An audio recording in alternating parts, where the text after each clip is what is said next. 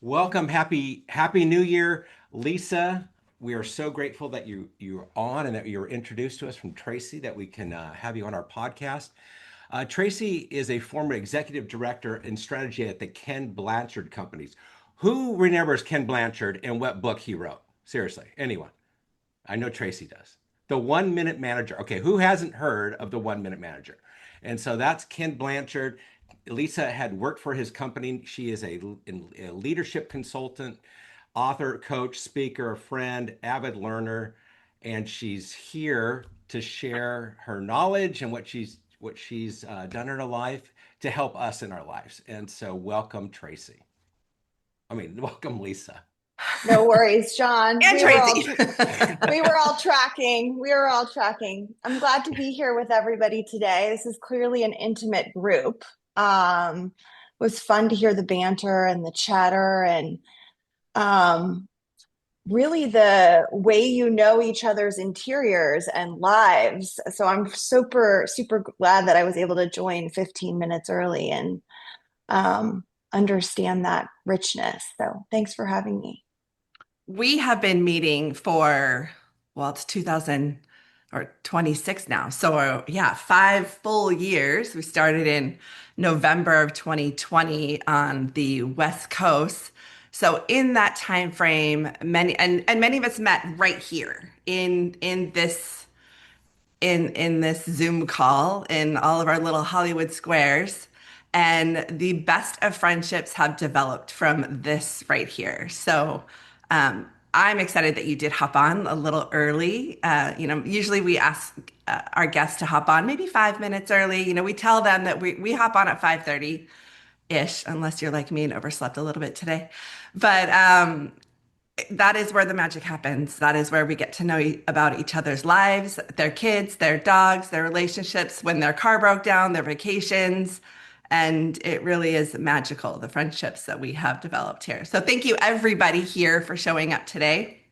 Lisa, um, I just wanted to dive in. So I was talking about you in my sales meeting yesterday and reading through your bio, and it says you're an organizational psychologist.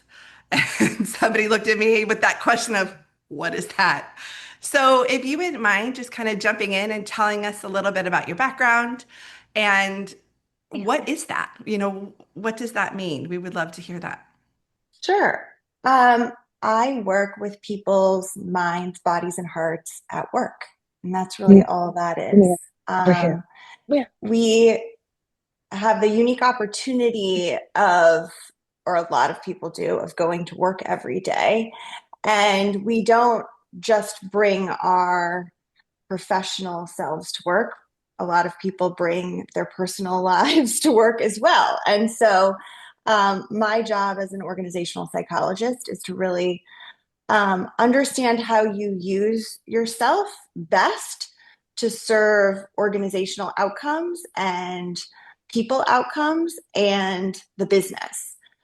So that's really what an organizational psychologist is. My background is I am the daughter of two organizational psychologists and leadership consultants who have worked hand in hand with Ken Blanchard for their whole life.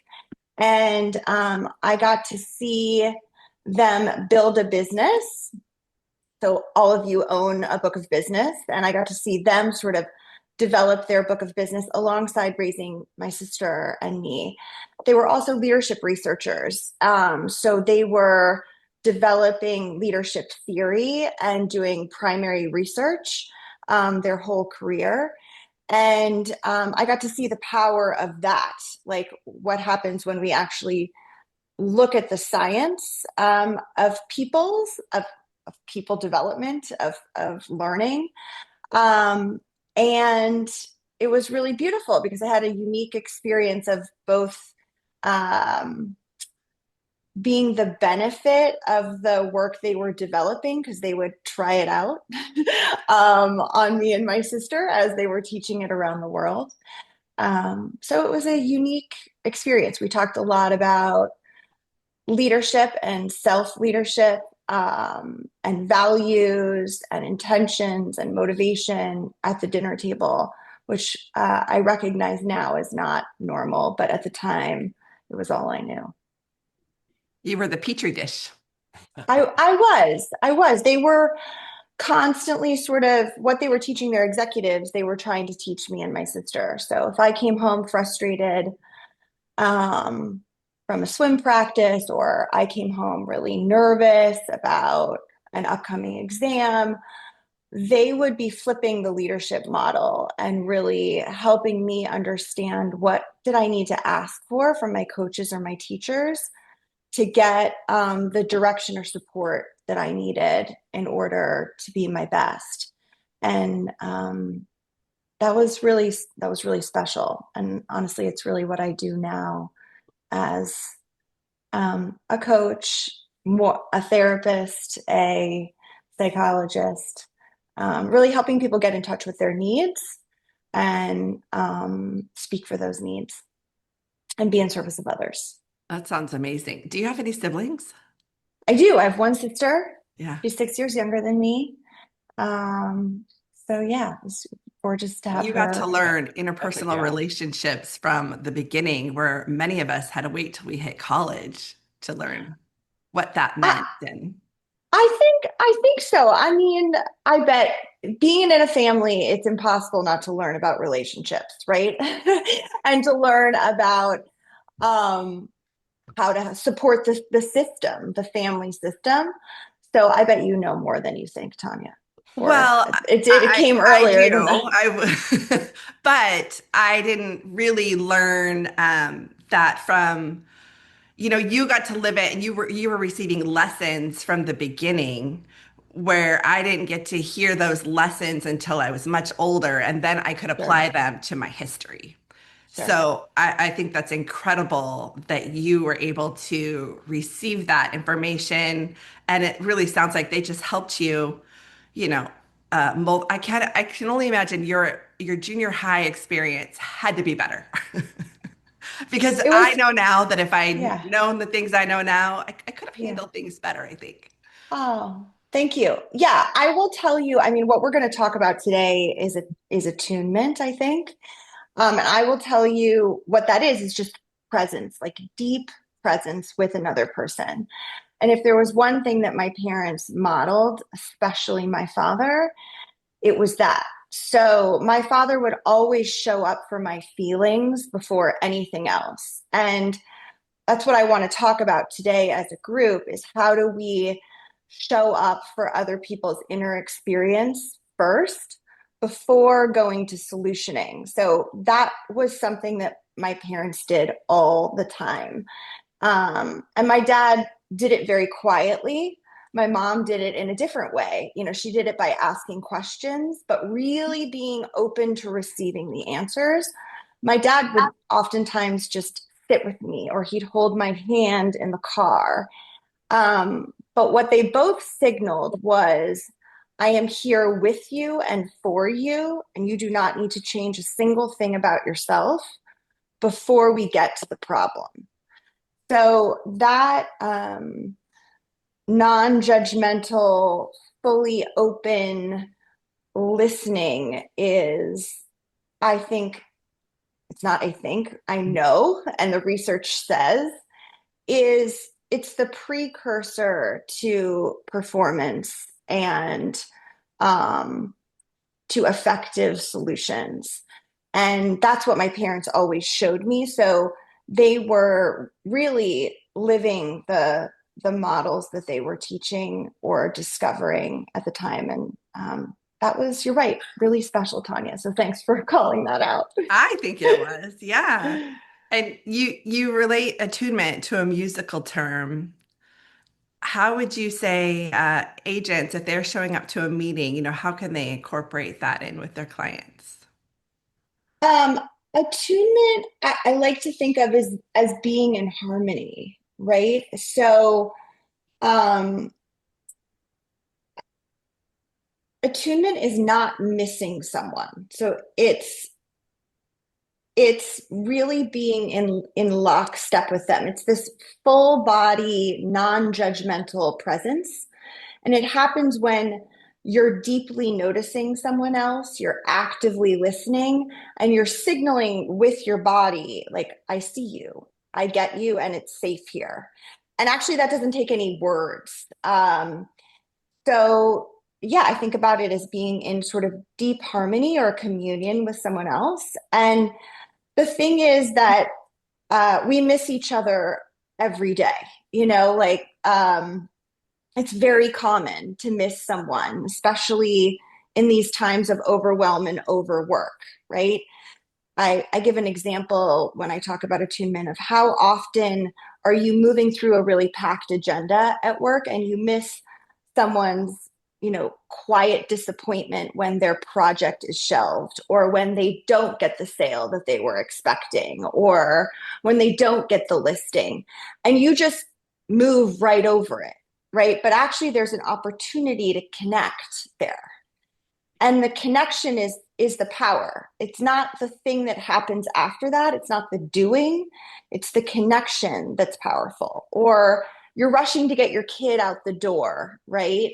Because it's the morning and you've got to get to a call and they've got to get to school, but you don't notice their anxiety, like about a math test. So you miss the opportunity to connect. And like I said, in times of overwhelm and overwork, missing each other is really, really common. But it also puts us on this fast track for loneliness, for disconnection, and for burnout. And so, what I want to talk about today is what's the cost of missing each other's emotions? And what is the possibility that we unlock when we make space for them? And a lot of times people think that space takes a lot of time, and it doesn't. It can be registered by the body in 10 seconds. So attunement, which is what I've said, is really the it's the opportunity, right? And it runs counter to what we think about at work a lot of times, which is fixing and getting it done. Yeah, lots of times we're just putting out fires, just Mm-hmm. automatic Mm-hmm. reactions instead of that proaction. But I really Yeah, have not. instead of the stillness before the solution, Yeah, right? The pause before the let me go perform. Um, I that's had what never I'm really heard the term thinking. attunement. Uh, I mean, who here had really even heard that term? I hadn't until we had our pre-interview and talked with you. Um, it's really about just being present. And I know who started 6 a.m. Sky Michael. What's his number one thing he would always say? Be where your feet are. Be where your feet are. Be present and in anything you're doing. And that's tough sometimes because especially as realtors that we go on an appointment, we're there to do a presentation to, make a sale and to not, it's not always about our agenda, but making a connection with. And what are some suggestions, Lisa, if you've got an agenda and you're trying to get that done, but to put that in the back on the back burner? Yeah. I mean, I think like it would be really helpful to talk about why we don't attune. And I wrote an article about this in Harvard Business Review. Um, and there's a summary of it there, so I can talk to you guys about that. But the reasons we don't attune, John, is because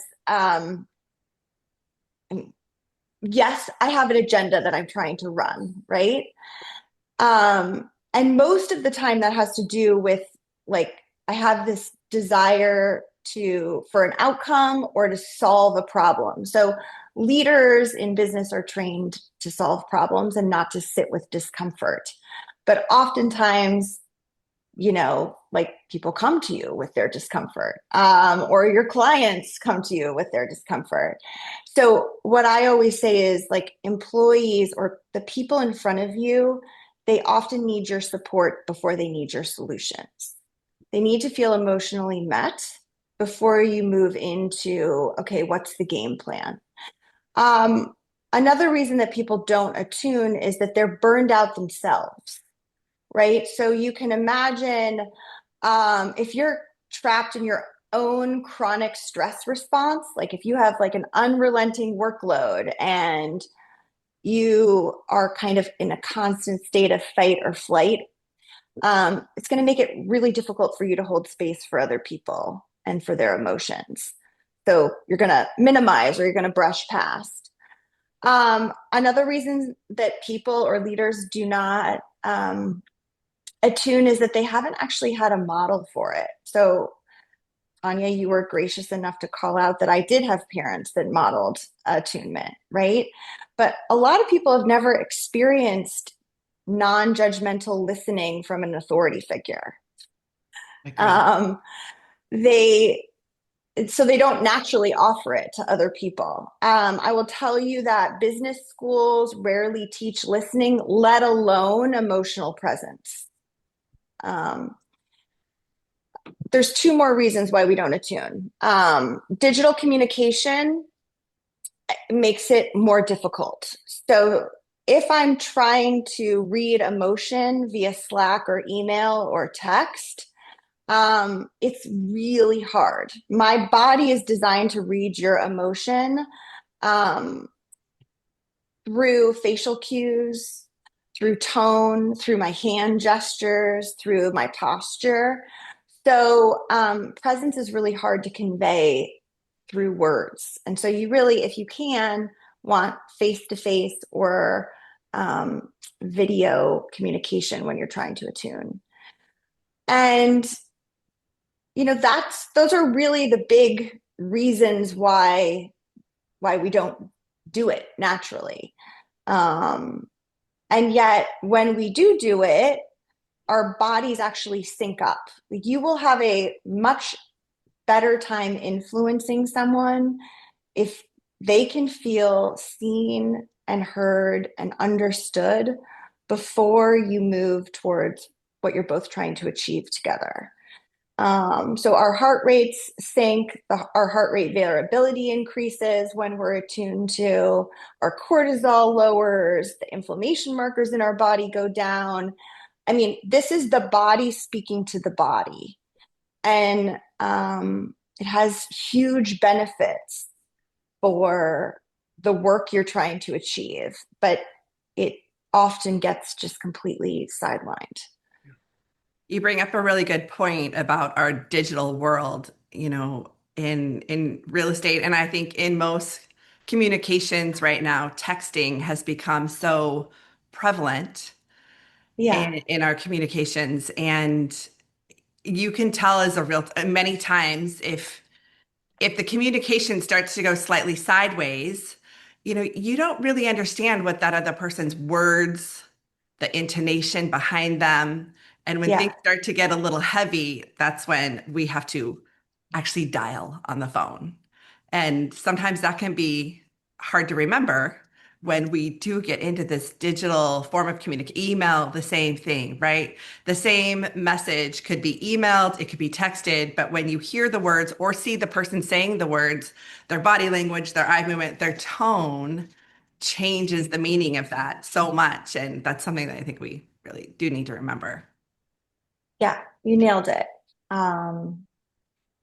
The best time to attune is when you feel that the emotion is flooding the experience, right? So if you are feeling those negative words expressed over email or text, it's time to stop emailing or texting. It's Yes, time to exactly. Time see to the stop. person and to get the real time biofeedback around what's happening, and to let those actually emotions process. And they're more likely to process in relation to someone else. So an emotion is a physiological, neurobiological, hormonal body experience. It has a beginning, a middle, and an end. And if um, if it's not fully experienced, it actually lodges in the body. And you guys will know this, like, you're more likely to get triggered later if you suppress an emotion, right? But if that emotion actually has an opportunity to complete itself, then you get to use that emotion as information. And I think as a leader, as an agent, What you're trying to do is allow people to have their feelings, and then be informed by those feelings, and then create sort of effective actions coming out of those feelings. And I mean, it's so true because there is so many emotional feelings in selling houses. It's one of the most stressful things. It's right up there with, divorce, selling and buying a house and Getting moving on. married. It's just so much. Yeah. And it's more than a transaction. And to me, my big thing is I got a checklist. It's go, go, go. I need to throw that out and just remember to connect and listen. And a lot of times it just needs to let them talk it out. You Well have said. said, when I am calm, the other person will be calm. We love that. What advice would you give to somebody who doesn't have that natural ability to calm themselves in order to calm somebody else? Do you have any Yeah. steps or advice you could share? Yeah. I mean, before you can attune, you do have to be calm. You have to shift your body into calm, and your emotional state is contagious. So if you're overwhelmed or rushed or tense, the other person will sense it. So attunement requires that you be regulated and calm enough to absorb another person's experience without reacting to it. There's a lot of ways to do that, and everybody's going to have their own. And maybe we could popcorn out some on the phone today or on the Zoom. Um, Breathing intentionally is probably your biggest lever to pull. And what do I mean by intentionally? I mean, like, you breathe and you never think about it during your day. But I want you to like actually notice the air flowing in your nose. I want you to feel your belly expand. I want you maybe to do a form of breathing where it's two short inhales and then like a long exhale. Anything that makes your body become aware of its own rhythm and its own breath, um, is going to help.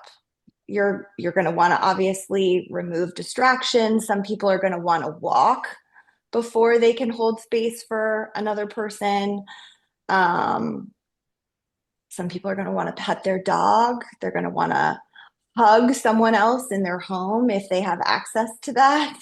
um, Whatever you do to bring yourself into, a regulated state, you're going to want to do that before you're trying to hold space for someone else. I love that. That's a, Just the term breathe. I think it Yeah, brings so much to me individually. And I know I've given that advice when somebody has reached out to me and they're in their angst and I've said, it'll be fine, breathe. And usually it's me saying, just relax already. yeah, But as you say that, just internally, if you can tell yourself, breathe, yeah. it just takes that step. It's not only the command to breathe, but it's actually experiencing that in your body, right? It's so that like your heart rate is slower before you meet that person.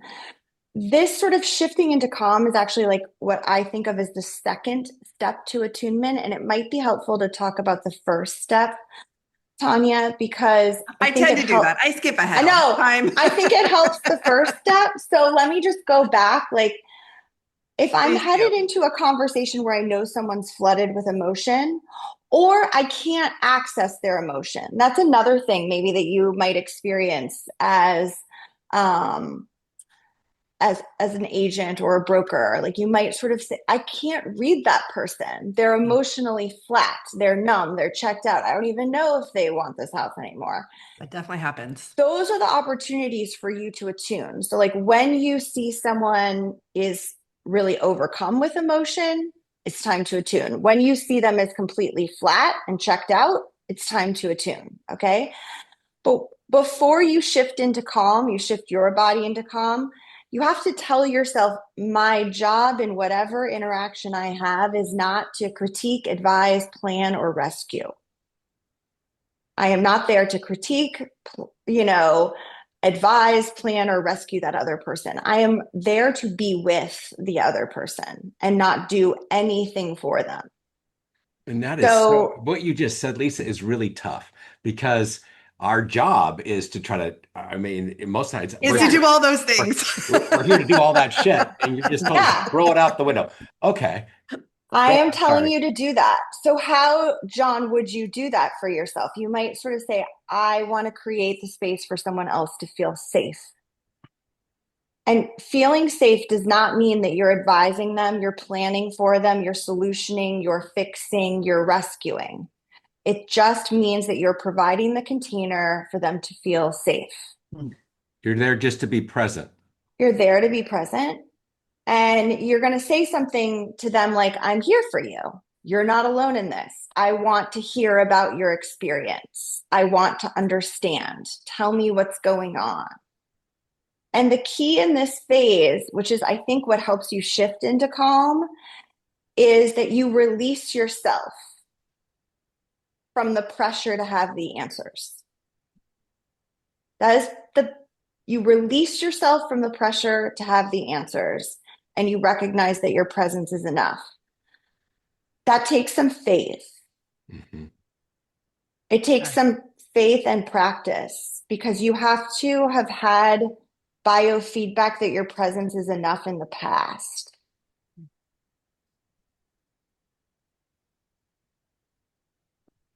So, yeah, that has some gravitas to it. You can see, like, when I say that to large groups, they're like, oh, I'm not used to that, right? Like, as a leader or as someone who's supposed to have the answers, as the agent leading you through the process of buying a home, I'm supposed to be the expert, the master, the orchestrator, The the expert, guide. I know everything. That's why you Yeah. want me. Yeah.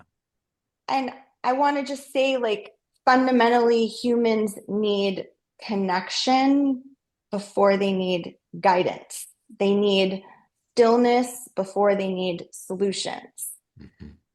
They, that is the humanity. You're allowing your humanity to talk first, and it will carry you way farther than you think. And it takes no time. People are always astounded. It takes, 10 seconds to tell someone, you are not alone. You're having big feelings. I see you. Want to tell me what's going on? And to just be the receptacle for the feelings and do nothing about them. Mhm.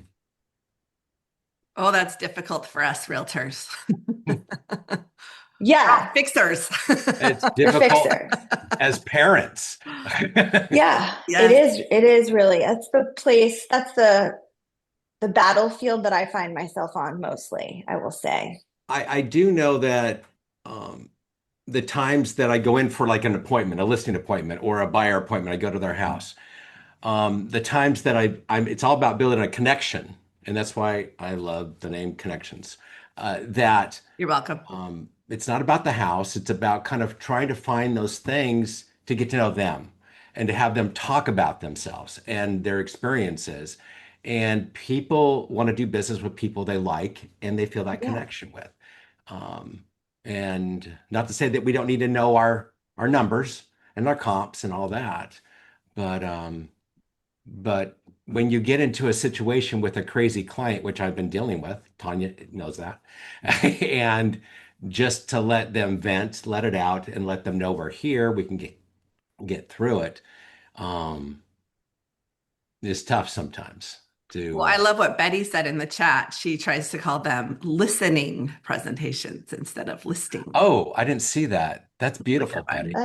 That is Listing beautiful. consultation, not, Yes, yeah, thank you. but I'm we, not reading the chat. I just saw it flash up, but yeah, but yeah, I like where that. you just, you don't even open the book that we want to show them. They can read it Right, later. Just, right. just be there. Be present.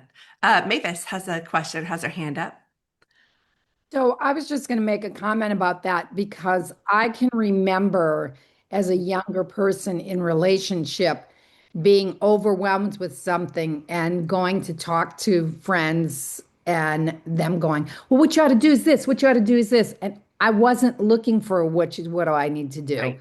I just needed to say what I was feeling in the moment.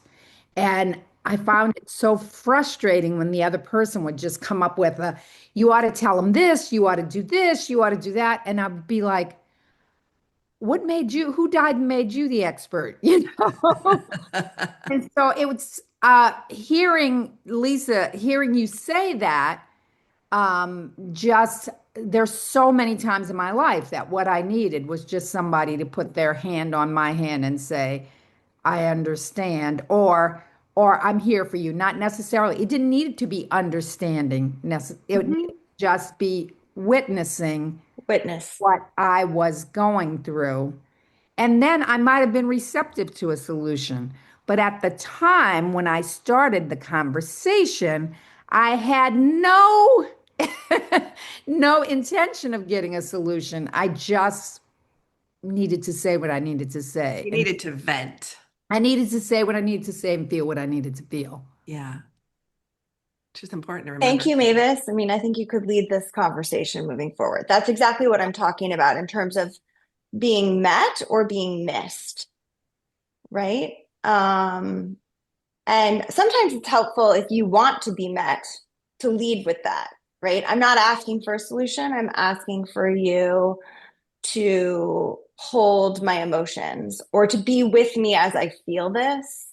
Um, I get a little, I'm just going to tell you, I get a little worried about being a venting partner. So I'm going to talk about that really quickly, Tanya.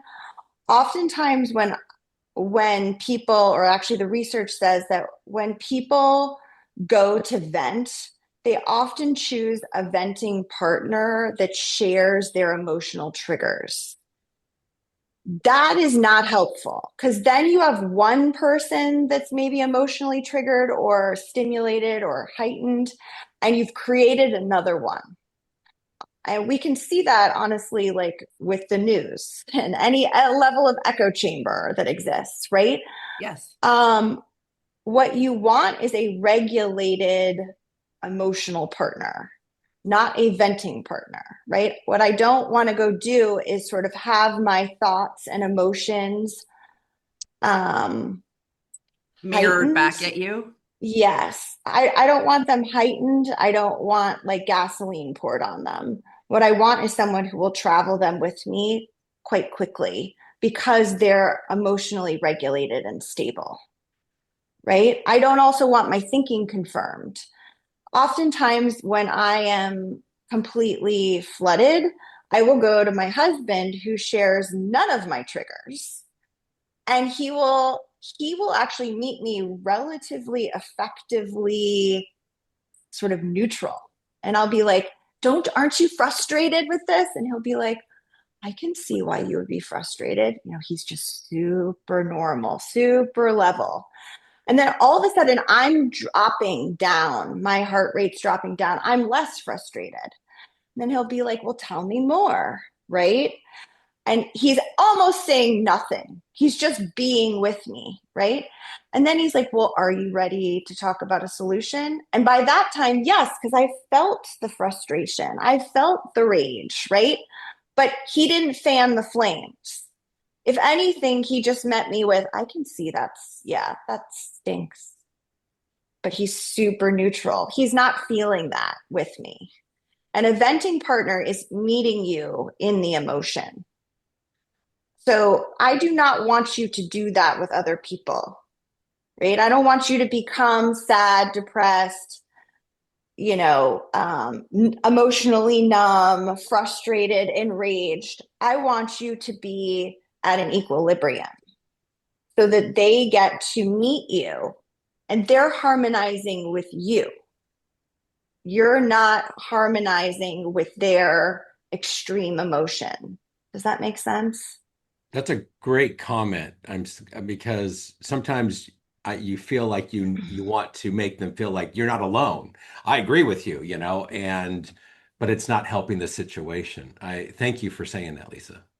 Yeah, I will tell you some of the best attunement conversations I've had with someone. I have actually greatly disagreed with them. Like, I've had an employee come to me and they're feeling outraged. They're feeling like they were treated unfairly, I'm actually disagreeing with them. I don't think that. I don't think that the client, just treated you unfairly. I don't feel like you were put down in that meeting. But I need to help you feel that feeling and move through it so that you can get to a productive way of being and acting, right? And so I'm actually disagreeing with you, but normalizing the feeling, legitimizing the feeling, allowing. And you're the not feeling. saying I disagree with you. No, you're not saying that. That would be combative. Yeah. That would probably be combative. Or let me tell you why you're wrong. Yeah. No, let me give you an alternate point of view. My husband does that all the time. But after I've felt the feeling, do you want to hear the alternate point of view? Well, of course, now that I'm not, feeling Raging kind of in my head. Yeah, feeling kind of crazy or overtaken with the feeling. Yeah, that's great. Ralph, I see your hand is up. Yes. Hey, super familiar sounding conversation, especially the one about you and your husband. And I'm spent 5 years trying to learn to keep my mouth shut, other than like your husband. So maybe he and I should hang out for a little bit. But it's much, much tougher.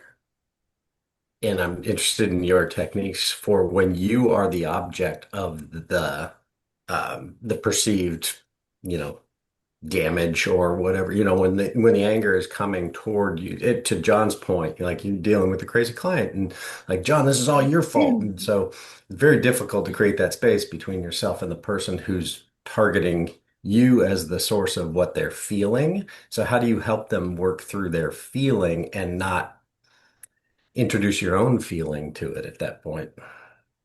Sure. You have to be regulated, Ralph, and you have to be disidentified. So, and what I mean by disidentified or de-identified is that you can't assume that blame, right? Yeah. Let's just sort of think about that. So when you're the target of someone's ire, like, can you be the attunement partner is essentially what you're asking. Is that correct? Yeah, that's it. Yes. I think you have to do those first two steps that I said, which is I'm not here to fix or change this person's mind. Because honestly, when you are the object of someone's discontent, I would imagine what you want to do is to prove them wrong and to show them it's the situation or it's someone else's problem or, it's the seller or the buyer or, you want to put the blame somewhere else. So you're going to remove and let go of your inclination to fix or solve or change their mind. You're going to shift into calm. That's the next thing, right? And then you're going to be really, really curious. That is the next step. Okay, so curiosity is the antidote to judgment, and it's the antidote to feeling like you need to prove them wrong. So what I want you to do is to sort of say to yourself, what might I learn in this conversation that I don't know now? How might I be surprised is probably my favorite question around curiosity. If you're going into a conversation and you think you know everything, you're dead on arrival. So I want you to say, what might I learn? How might I be surprised? And you're going to ask them questions that says, like, I wonder what's hardest about this for you, right? Tell me more about what this feels like for you. And you still might be the sort of the target for their discontent, Ralph, right? You still might be that, but you're just going to receive it and you're not going to try to fix it. And you're going to absorb. The next step would be can I absorb anything else from their nervous system to my nervous system, right? Can I maintain eye contact? Can I nod? Can I mirror their emotions back subtly, but not take those emotions on and make them mine? you're going to sort of say something like, sounds like this is really enraging for you, right? Tell me more. Sounds like you're super frustrated. Sounds like you just love to give up right now. Sounds like you don't know why you're trying to buy this house, right? Because what you're doing is you're showing them that you're totally tracking. And then you're going to see if the emotion shifts. You're going to see if their intensity comes down, if the dial is turned down. I've not ever had a conversation, if I can stay emotionally regulated, where the dial doesn't come either up if they're flat or down if they're like really, really activated. And then you want to notice that with them. So that final step is kind of like, I see that your energy has shifted. Like, what's clear to you now, if anything? So I went through all of the steps of attunement there with your question, because I think that those steps help. And you kind of gave us like the opportunity to look at, instead of an attunement 101 class, you gave us attunement 501, right? Which is, can I be a loving receptacle for other people's feelings when I am actually the object of their pain, or they're projecting their stuff onto me? I think you can. I usually just say, you're right. I'm sorry, Robin. That's my wife. That how that How does that work, John? Um, because I've usually screwed up and I have to agree with her Okay. and apologize and say I'll do better. Does So she feel complete there? Not always. do you think she But knows you're just throwing that out there to stop the a argument, little the bit, but a conversation? lot of times it's not the real issue. There's another underlying issue that we need to get to. But a Mm, lot of times it's just needing to sit down, quiet, and focus on her love language, which is quality time. mm. And I'm a big believer in knowing different people's love language, because if you're giving them what isn't their love language, they're not feeling the love. And so I try to do that with my clients and find out what is their best form of communication. Some people are huggers, some people aren't. My crazy lady doesn't want to be touched. There's a lot of times like, oh man, you're having a big day, it's a really rough time, you're going through, and she goes, don't touch me. And so you need to find out that stuff so you don't do that to your clients and to your friends. Find out what that is. I think the skillful part, John, of what you just said is that when you say, you're right, I'm sorry, what happens is like you remove a defense layer. And if the defense layer that you remove can get you closer to connection, then I'm all for what you've just described, right? If I could leave you all with one thing today, it would be to prioritize the connection over anything else. It's to prioritize the presence talking to the presence. Um, and you do that through more stillness, right? More pause, less fixing, doing, let me try to prove why I'm right to you or how else you should look at the situation. It's letting our bodies sort of co-regulate. Hey, we talked a little bit about this also, Lisa, when we did our pre-interview about um, Stephen Covey's book, The Seven Habits of Highly Effective People. And I know that's the book of the month that Sky is doing for Happier Human. But empathetic listening. And that so many times when you're going to go in for a conversation that might be a little confrontational because you know that the person's upset, is to seek first to understand the other person, to fully understand what they're trying to get across before you give your stuff back. And so many times I think we're going in and you're getting attacked and you're just not even thinking about or even considering what they're thinking or feeling. You're just like, what's my counterpunch? What's my counterpunch? Mm-hmm. And you're not communicating. You're ready to have a fight. And that's tough to do, but to sit down and to say, I'm only here to listen, to fully try to grasp what you're feeling. Mm-hmm. I can empathize a little bit with that. Yeah, I mean, that's attunement, right? Because you're not trying to fix or change.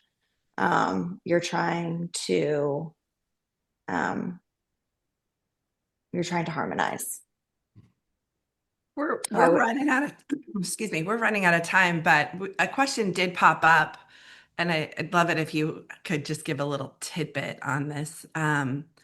What should the person do who isn't great at just, listening? Instead, they absorb the anger and then yeah. they feel it and they feel it as an attack, and then they're kind of crushed. Do you have anything to share about how to protect oneself from that? Does that make sense? Am I being clear on that? I don't think so. Yes, yes. Um, I'm just pausing because I want to think about how to best answer that. Um, so empathy or attunement without boundaries is self-destruction. I do not want you walking into a conversation not knowing the role that you're in.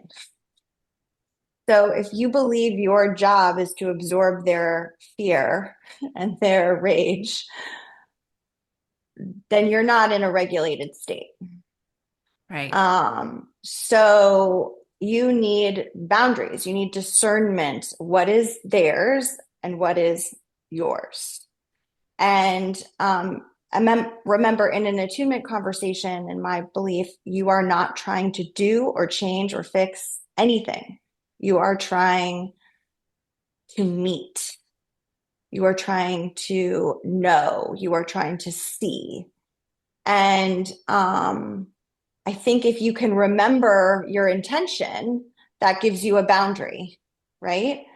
Um, so I think that that's what I would say. Does that help, Tanya? I think so. What I hear you saying is that you need to continue to remind yourself of why you're there. For me, Yeah. that would be an inner dialogue. This isn't that happens with clients when, they've had a really rough day and I'm the target. It's very rare, but sometimes I just have to keep telling me, this isn't my day. I'm just their bouncing board right now. Like this isn't my problem. This is their issue. Or I tend to be very empathetic. So when I hear other people and they have a big story that is very highly emotional and I have to really regulate myself. This isn't happening to me. This isn't my story. I'm just here Yeah. listening. Yeah. I sometimes think of my central nervous system almost like I need to pet it. I need to be like, you're safe. Yeah, It's you're fine. safe. This isn't yours, You're right? safe. I like You're that. safe. Yeah. And then what's your role? And your role is, I think, to mirror back the love that that person can be, Yeah. right? Or the regulation that that person can show, the equilibrium that they can return to.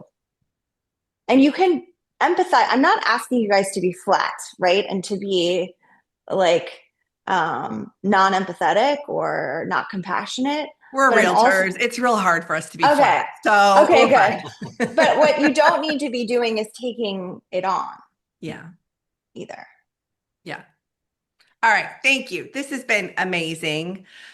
We do a little special 6 at 6. We just kind of get to know a little bit about you. Just these are real quick questions. We're so Okay. grateful that you were here with us today. The chat has been blowing up with all sorts of Yay. different It hasn't examples, ever. and we really appreciate you. But could you share one, let's say, book that you tend to go to time and time Yeah. again? What would Yeah. you say is your go-to? I love this book. It's called Good Inside. It's by Dr. Becky Kennedy. It is a Ooh, parenting book, but what you don't know is it's a leadership book. So I would highly suggest that people read this. Good It's advice. also about emotional regulation and how we create resilience by being able to be with our feelings. I Okay, love so this is a fantastic book. And then It Didn't Start With You is another book that I go back to over and over again by Mark Wolin. This is about intergenerational trauma. I will tell you, you will have a very, very hard time attuning to people on certain topics if you've got a lot of stored up intergenerational trauma that didn't start with you, but still yours. So those are my two faves. Thank you. Those are great. If you were to have your choice of vacationing in the mountains or on the beach, which would you choose? Definitely the mountains. Nice. Favorite ice cream? Don't care about it. Oh, favorite dessert? Sorry. Pumpkin pie. Oh, it's a good one. With whipped cream or no? Doesn't matter. Doesn't matter. Okay. I'm going to say no. She doesn't care about ice cream. Done. If you could go anywhere in the future or the past, where would you go? Oh,